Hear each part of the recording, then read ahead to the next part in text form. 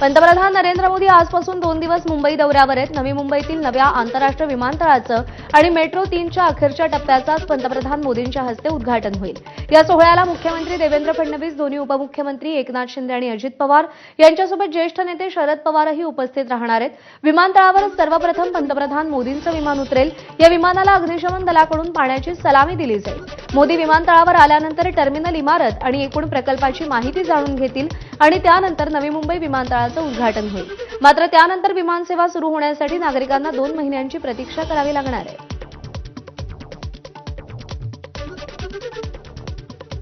दिवा पाटील यांच्या परिवाराला विमानतळ उद्घाटनाच्या कार्यक्रमाचे व्हीआयपी पासेस देण्यात आलेत. दिवा पाटलांची दोन्ही मुलं, पत्नी, दिवा पाटील यांचे बंधू या कार्यक्रमाला उपस्थित राहतील. नवी मुंबई विमानतळावरती इमिग्रेशन चेकपोस्टसाठी 285 नव्या पदांना परवानगी देण्यात आली. लवकरच आंतरराष्ट्रीय विमानांची वाहतूक सुरू होणार असल्यानं इमिग्रेशन विभाग आवश्यक आहे. त्यासाठी आवश्यक अशा 285 पदांना मंजुरी देण्यात आली आहे. डिसेंबर महिन्यात विमानतळ प्रत्यक्षात कार्यान्वित होणार आहे. देशभरात आणि आंतरराष्ट्रीय विमानसेवा यामध्ये सुरू होईल. या विमानतळावर इमिग्रेशनचं कामकाज पाहण्यासाठी आवश्यक पोलीस बळ पोलीस महासंचालक कार्यालयाकडून प्रतिनियुक्तीवरती उपलब्ध करून दिलं जाईल. ओळखपत्र, व्हिसा, पारपत्र तपासणीसह अन्य सुरक्षा अनुषंगाने येणाऱ्या महत्त्वाच्या प्रक्रियांचा यामध्ये समावेश आहे. नवी मुंबई आंतरराष्ट्रीय विमानतळासाठी स्वतंत्र पोलीस ठाण्याची निर्मिती केली जाणार आहे. पनवेल शहर आणि उल्वे या पोलीस स्थानकांचं विभाजन करून नवी मुंबई आंतरराष्ट्रीय विमानतळासाठी नवं पोलीस स्थानक निर्माण करण्यासाठी शासनाची मान्यता मिळाली आहे. त्यासाठी 108 पदांची भरती करण्यात येणार आहे. तसंच या स्थानकाच्या निर्मितीसाठी 5 कोटी रुपयांचं अंदाजपत्रकही आखण्यात आलंय.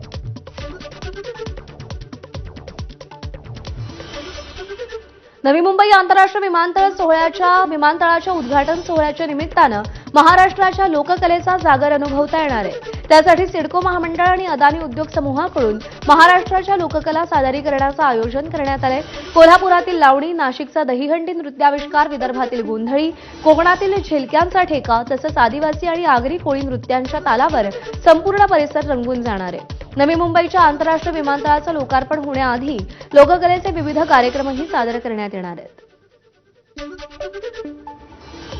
मुंबईकरांसाठी मोठी बातमी आहे. मेट्रो 3 म्हणजे भुयारी मेट्रोच्या वरळी नाका ते कफ परेड या अखेरच्या टप्प्याचं पंतप्रधान नरेंद्र मोदींच्या हस्ते आज लोकार्पण करण्यात येणार आहे. त्यानंतर मेट्रो 3 मार्गिकेनं RAJBLR ते कफ परेड हा प्रवास अवघ्या 1 तासात करता येणार आहे. मेट्रो 3 मार्गावर गर्दीच्या वेळी दर 5 मिनिटांनी एक मेट्रो धावेल. त्यामुळे दक्षिण मुंबईतील कफ परेड, नरिमन पॉइंट, फोर्ट या स्थानकावरून थेट मुंबई उपनगरातल्या BKC आणि आंतरराष्ट्रीय विमानतळाच्या दोन्ही टर्मिनल्सना वेगात पोहोचता येईल. मेट्रो 3 अक्वालाईन 3 पूर्ण मुंबईकरांच्या सेवेमध्ये दाखल होणार आहे. आज होणाऱ्या कार्यक्रमाला ठाकरेंच्या सेनेचे खासदार अरविंद सावंत यांना देखील निमंत्रण आहे. दक्षिण मुंबई लोकसभा मतदारसंघाचे खासदार असल्यानं अरविंद सावंत यांना निमंत्रण गेलंय. पण निमंत्रण असलं तरी अरविंद सावंत मेट्रोच्या कार्यक्रमाला उपस्थित राहणार नाहीत. विज्ञान केंद्र ते कफ परेड पर्यंतच्या 11 स्थानकांचं लोकार्पण होणार आहे. ही स्थानकं खासदार अरविंद सावंत यांच्या मतदारसंघात येत असल्यानं त्यांना निमंत्रण देण्यात आलंय. मात्र अरविंद सावंत यांचं नाव निमंत्रण पत्रिकेत नाहीये.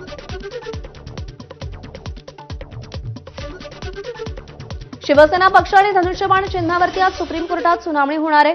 उद्धव ठाकरे आणि एकनाथ शिंदे या 2 गटांमध्ये शिवसेनेचं नाव आणि पारंपरिक धनुष्यबाण चिन्हावरून 3 वर्ष सर्वोच्च न्यायालयामध्ये प्रकरण न्यायप्रविष्ट आहे. शिवसेनेमध्ये 2022 मध्ये मोठी बंडखोरी झाल्यानंतर फेब्रुवारी 2023 मध्ये निवडणूक आयोगानं एकनाथ शिंदेंच्या नेतृत्वातील गटाला शिवसेना हे नाव आणि धनुष्यबाण हे चिन्ह दिलं होतं. निवडणूक आयोगाच्या या आदेशांना उद्धव ठाकरेंनी आव्हान दिलं होतं. आता न्यायालयात दोन्ही बाजूंकडून सविस्तर युक्तिवाद पूर्ण झालाय. न्यायमूर्ती सूर्यकांत, उज्ज्वल भुयान, न्यायमूर्ती नोंगमिकापन कोतीश्वर सिंग यांच्या बेंच समोर सुनावणी होईल. त्यामुळे आता सुप्रीम कोर्ट काय निर्णय देतं याकडे राज्याचं लक्ष लागलंय. शिवसेना पक्षचिन्ह सुनावणी आज होणार का यावर प्रश्नचिन्ह असल्याचं असीम सरोदेंनी म्हटलंय. तर सुनावणी पुढे ढकलण्यासाठी शिंदेंकडूनही प्रयत्न होतील असंही असीम सरोदेंनी म्हटलंय. न्यायमूर्ती सूर्यकांत यांच्या बेंच समोर 16व्या क्रमांकावरती हे प्रकरण लिस्टेड आहे.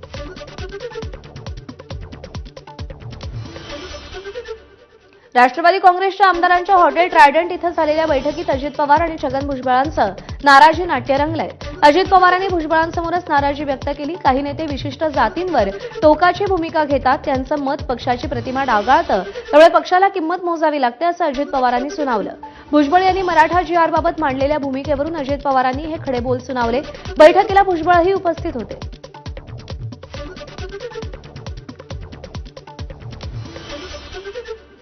स्थानिक स्वराज्य संस्था निवडणुकीमध्ये प्रत्येक जिल्ह्यात स्थिती वेगळी आहे, त्यामुळे युतीचा निर्णय स्थानिक स्तरावर घ्या असं अजित पवारांनी म्हटलंय.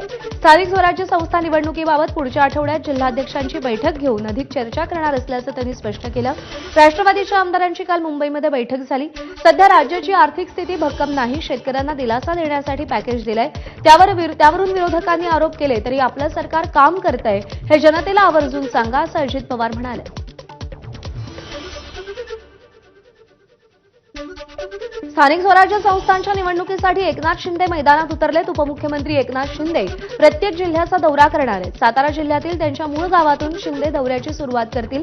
प्रत्येक जिल्ह्यात पदाधिकाऱ्यांचं शिबिर आणि मेळावा घेऊन शिंदे संवाद साधणार आहेत. सातारा जिल्ह्याच्या शिबिराची जबाबदारी मंत्री शंभूराज देसाई यांच्यावर सोपवण्यात आली आहे. विधानसभेत मिळालेल्या यशानंतर स्थानिक स्वराज्य संस्थांच्या निवडणुकांसाठी शिंदेंसह त्यांचे मंत्रीही मैदानात उतरले.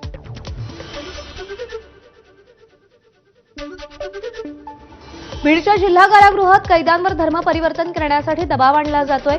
बंदिवान कैद्यांचे वकील राहुल आघाव यांनी हा खळबळजनक आरोप केलाय. धर्मपरिवर्तन करण्यासाठी कैद्यांचा मानसिक आणि शारीरिक छळ केला जात असल्याचा जिल्हा कारागृह अधीक्षक पेट्रस गायकवाड यांच्यावरती गंभीर आरोप करण्यात आलाय. 3 हिंदू आणि एका मुस्लिम पक्षकारावर कारागृह अधीक्षक पेट्रस गायकवाड धर्मपरिवर्तनासाठी दबाव आणत असल्याचा आरोप करण्यात आला. या प्रकरणी उच्च न्यायालय कारागृह अधीक्षक पेट्रस गायकवाड यांच्या विरोधात याचिका दाखल करणार असल्याचंही अॅडव्होकेट आघाव यांनी म्हटलंय. दरम्यान बीड कारागृह धर्मांतर प्रकरणी अधीक्षक पेट्रस गायकवाड यांच्याशी संपर्क साधण्याचा आम्ही प्रयत्न केला, मात्र त्यांनी बोलण्यास तूर्तास नकार दिला. अमोल सुखदेव भावले, महेश नामदेव रोडे आणि मोहसिन सरदार पठाण ह्या 3 बंद्याकडून या ठिकाणी लेखी तक्रारपत्र या ठिकाणी मला प्राप्त झालं की जिल्हा कारागृह वर्ग 2 या ठिकाणी पोलीस या ठिकाणी पेंटन जोसेफ गायकवाड या ठिकाणी जे तुरुंग अधिकारी या ठिकाणी आहेत, अधीक्षक या ठिकाणी आहेत, तर त्यांच्याकडून वारंवार या ठिकाणी धर्म परिवर्तनासाठी या ठिकाणी प्रयत्न केला जातो. त्यांना मानसिक शारीरिक या ठिकाणी छळ केला जातो. तर आमदार गोपीचंद पडळकर यांनी देखील मुख्यमंत्री देवेंद्र फडणवीस यांच्याकडे बीडचे कारागृह अधीक्षक पेट्रस गायकवाड यांची तक्रार केली आहे. महापुरुषांचे आणि हिंदू देवदेवतांचे फोटो काढून टाकलेत, त्या जागी बायबलमधले श्लोक लिहिलेत, जेलमधील भजन कीर्तन बंद करण्यात आलंय असा आरोप पडळकरांनी केला. या प्रकरणी तुरुंग अधिकाऱ्यावरती गुन्हा दाखल करून बडतर्फ करण्याची मागणी पडळकरांनी केली आहे. पेट्रस जोसेफ गायकवाड हे तिथं धर्मांतरणाचं काम करतायत. तिथं छत्रपती शिवाजी महाराजांची मूर्ती होती.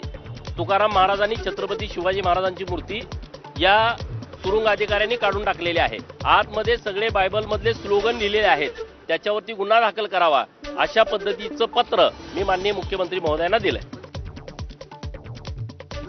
बिहार विधानसभा निवडणुकीत भाजपला अधिक जागा मिळाल्या तरी मुख्यमंत्री नितीश कुमारच राहतील असं भाजपचे प्रवक्ते सुधांशू त्रिवेदी यांनी केलेलं आहे.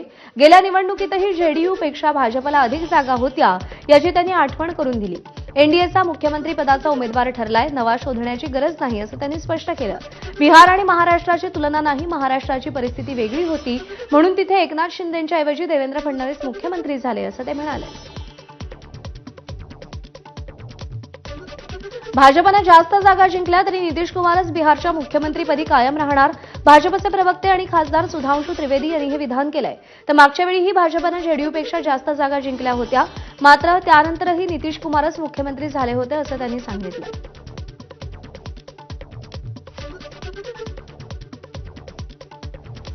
कोणत्याही संकटाचा सामना करण्यासाठी सज्ज आहोत असं हवाई दल प्रमुखांनी म्हटलंय.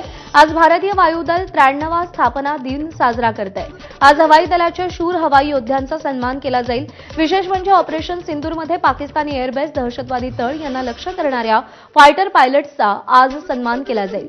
गाझियाबादच्या हिंडन एअरबेसवरती आज शानदार सोहळा होणार आहे. बालरुग्णांसाठी असलेल्या सिरप या प्रवर्गातील औषधांची विक्री डॉक्टरांच्या प्रिस्क्रिप्शन शिवाय करू नये असे स्पष्ट निर्देश राज्याच्या अन्न व औषध प्रशासनानं राज्यातल्या सगळ्या किरकोळ औषध विक्रेत्यांना दिले आहेत। मध्य प्रदेश आणि राजस्थानमधील बालमृत्यूच्या पार्श्वभूमीवर केंद्राच्या आरोग्य व कुटुंब कल्याण विभागानं 3 ऑक्टोबरला कफ सिरपच्या तर्कशुद्ध वापराबद्दल सूचना दिल्या होत्या। बालरुग्णांसाठीच्या सगळ्या सिरप प्रवर्गातील औषधांची विक्री हे डॉक्टरांच्या प्रिस्क्रिप्शन शिवाय करू नये असे आदेशात नमूद आहे। टाटा ट्रस्टमध्ये सुरू असलेल्या वादांच्या पार्श्वभूमीवर ट्रस्टचे अध्यक्ष नोएल टाटा आणि टाटा सन्सचे अध्यक्ष एन चंद्रशेखरन यांनी गृहमंत्री अमित शहा यांची भेट घेतली। अमित शहांच्या निवासस्थानी झालेल्या बैठकीला अर्थमंत्री निर्मला सीतारामन उपस्थित होत्या। टाटा ट्रस्टच्या बोर्डावरील नियुक्त्या आणि संचालकांच्या मुद्द्यांवरून सध्या रस्सीखेच सुरू आहे। मुंबईतील उद्योगपती मेहली मिस्त्रींच्या नियुक्तीला नोएल टाटांचा कडाडून विरोध आहे आणि हा वाद इतका वाढलाय की पहिल्यांदा केंद्र सरकारला तोडगा काढण्यासाठी हस्तक्षेप करावा लागतोय। धर्मशाळेमध्ये 2 दिवसांपासून सुरू असलेल्या सततच्या पावसात धौलाधार टेकड्या बर्फाच्या पांढऱ्या चादरीनं झाकल्या गेल्यात। या हिमवर्षावामुळे या भागातील हवामान पूर्णतः बदलून गेलंय। पर्वत शिखरं बर्फानं झाकली गेली आहेत, तर सखल भागात थंडीमुळे आता लोकांनाही कापरं भरलंय। पर्वतांमध्ये सतत पाऊस आणि हिमवर्षाव झाल्यामुळे तापमानात लक्षणीय घट झाली आहे। स्थानिकांनी उबदार कपडे आणि हीटरचा वापर सुरू केलाय।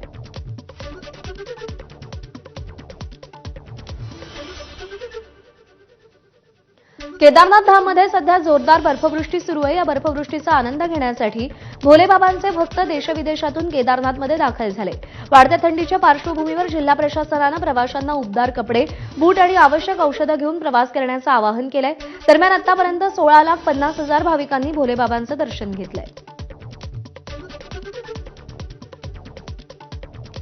हिमाचल प्रदेशातील लाहोल स्पिती जिल्ह्यामध्ये दुसऱ्या दिवशीही बर्फवृष्टी सुरूच आहे, त्यामुळे तापमानात लक्षणीय घट झाली आहे। अटल बोगद्याच्या उत्तर पोर्टल, रोहतांग, कोकसर, सिसू आणि दारच्यासह उंचावरील भागात 6 ते 2 फुटापर्यंत बर्फवृष्टी झाली। बर्फवृष्टीमुळे सामान्य जनजीवन विस्कळीत झालं असून जिल्ह्यातील बहुतेक भागात वीज पुरवठा खंडित झालाय। दिल्ली एनसीआरमध्ये सुरू असलेल्या संततधार पावसामुळे लोकांसाठी सततच्या समस्या निर्माण होत आहेत। अनेक ठिकाणी पाणी साचले, वाहतूक कोंडीमुळे परिस्थिती आणखी बिकट झाली आहे। मुसळधार पावसानं गुरुग्राम या हायटेक शहराचं वास्तव उघड केलंय। पावसामुळे वाहनं संथ गतीनं पुढे सरकत होती। बंगळुरूमध्ये रस्त्यावरून जाणाऱ्या गाड्या पंक्चर होण्यामागचं कारण समोर आलंय। प्रशासनाच्या पथकानं रस्त्यावरून एक चुंबक फिरवला तेव्हा त्यांना लहान खिळे चिकटून आले। त्याचं वजन सुमारे 1.5 किलो एवढं होतं। जाणून बुजून रस्त्यावरती खिळे टाकून वाहनं पंक्चर केली जात असल्याचा आरोप करण्यात येतोय आणि ही कामं जवळच असलेली पंक्चरची दुरुस्तीची दुकानं करत असल्याचा दावा लोकांनी केलाय। वीर विद्यापीठातील दीक्षांत समारंभाला उपस्थित राहण्यासाठी उत्तर प्रदेशच्या राज्यपाल आनंदीबेन पटेल जौनपूर इथे आल्या होत्या, पण अचानक तिथली वीज गेली। वीज पुरवठा खंडित झाल्यानंतरही कार्यक्रम अखंडित राहिला। मोबाईल फोन लाईटचा वापर करून काही काळ कार्यक्रम सुरू राहिला। विद्यार्थी स्टेजवर येत राहिले आणि आनंदीबेन सुवर्ण पदक देत होत्या। उत्तर प्रदेशातील मऊ इथे घरगुती वादावरून हाय व्होल्टेज ड्रामा पाहायला मिळाला। पती पत्नीच्या वादातून पती थेट मोबाईल टॉवरवर चढला। नावडती भाजी बनवल्याच्या रागातून हा वाद झाला होता। बराच वेळ टॉवरवर गोंधळ घातल्यानंतर पती खाली आला आणि त्यानंतर नागरिकांनी सुटकेचा श्वास सोडला।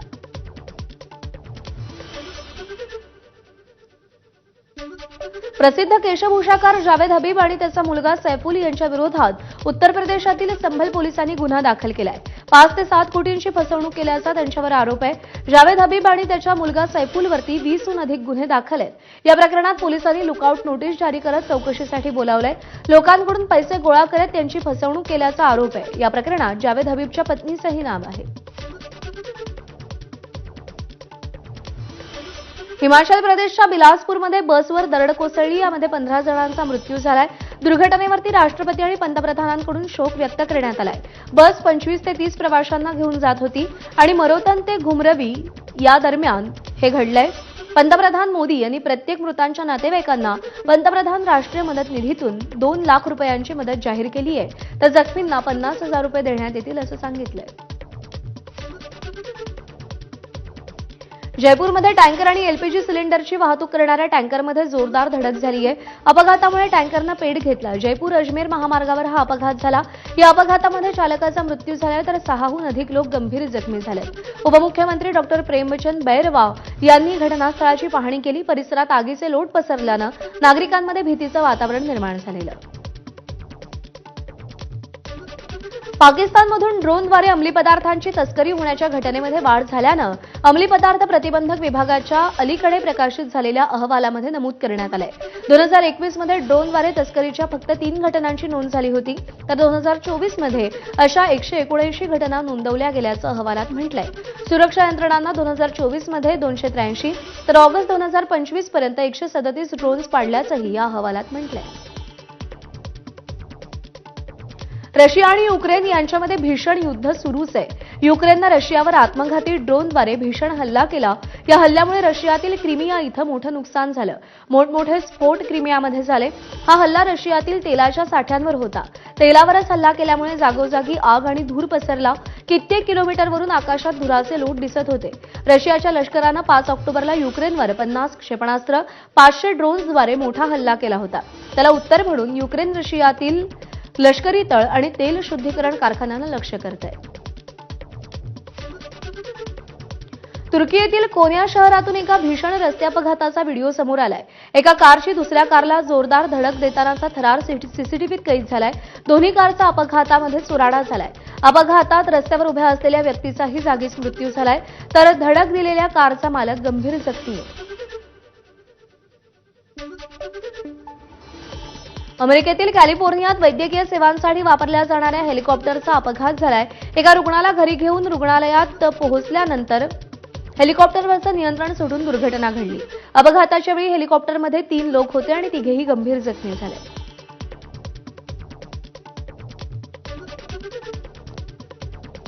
महिला एकदिवसीय विश्वचषकात 2 सामन्यात निराशाजनक कामगिरी असूनही भारताची स्टार फलंदाज स्मृती मानधना आयसीसी महिला एकदिवसीय फलंदाजांच्या क्रमवारीत 791 गुणांसह अव्वल स्थानी कायम आहे.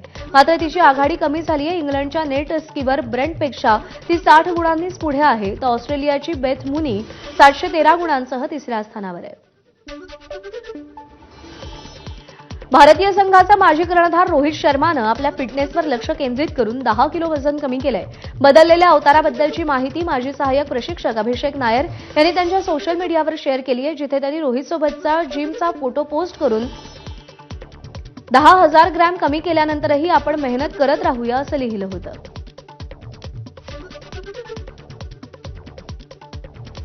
कांतारा चॅप्टर 1च्या चित्रपटाचा बॉक्स ऑफिसवरती बोलबाला पाहायला मिळतोय. या चित्रपटानं कमाईचा 268 कोटींचा टप्पा पार केलाय. अभिनेता दिग्दर्शक ऋषभ शेट्टीनं दिग्दर्शनात कमाल केली असून कांतारा चॅप्टर 1 या चित्रपटात त्याच्या अभिनयाचा जलवा पाहायला मिळतोय. कांतारापेक्षा कांतारा चॅप्टर 1 अधिक दमदार असल्याच्या प्रतिक्रिया प्रेक्षकांकडून उमटतात. या सगळ्या घडामोडींचा आढावा घेतला